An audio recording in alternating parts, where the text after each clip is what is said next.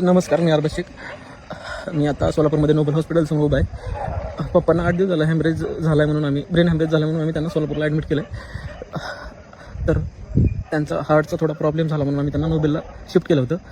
आणि नोबेलचा अनुभव मला इतका घाण आला की जेव्हा आम्ही पेशंटला ॲडमिट केलं तिथे तर 10,000 आधी डिपॉझिट भरायला सांगितलं, आम्ही ते भरले. आणि जेव्हा त्यांनी मला काही गोळ्यांच्या चिठ्ठ्या दिल्या की ह्या गोळ्या आपल्याला लागतील, आणि मग मी त्यांना विचारलं की मी हे बाहेरून आणू शकतो, तर त्यांनी सांगितलं की नाही, आमच्या मेडिकलमधूनच तुम्हाला त्या गोळ्या घ्याव्या लागतील, काही इंजेक्शन असेल ते तुम्हाला इथूनच घ्यावं लागतील. तर जेव्हा मी इथून त्या गोळ्या घेतल्या तर ते जवळजवळ सगळ्या गोळ्या 40,000च्या पेक्षा जास्त होत्या. त्यांनी मला म्हणजे 3 टाईम मला त्यांनी त्या गोळ्या आणायला सांगितल्या. तर 40,000 रुपये जेव्हा मी हे सगळं बघितलं, त्यांच्याच मेडिकलमधून घ्यायला पाहिजे हा फोर्स त्यांचा मी बघितला. आणि जेव्हा ह्याच्या आधी पप्पांना जिथे ॲडमिट केलं होतं तिथे असं काही मला आढळलं नाही. मी त्याच गोळ्या बाहेरून आणायचो तर ते मला जवळजवळ अर्ध्या किमतीत मला मिळत होत्या. जवळजवळ आता 40,000च्या जरी गोळ्या मी बाहेरून जरी घ्यायचा विचार केला असता तरी मला 20,000पर्यंत पडल्या असत्या.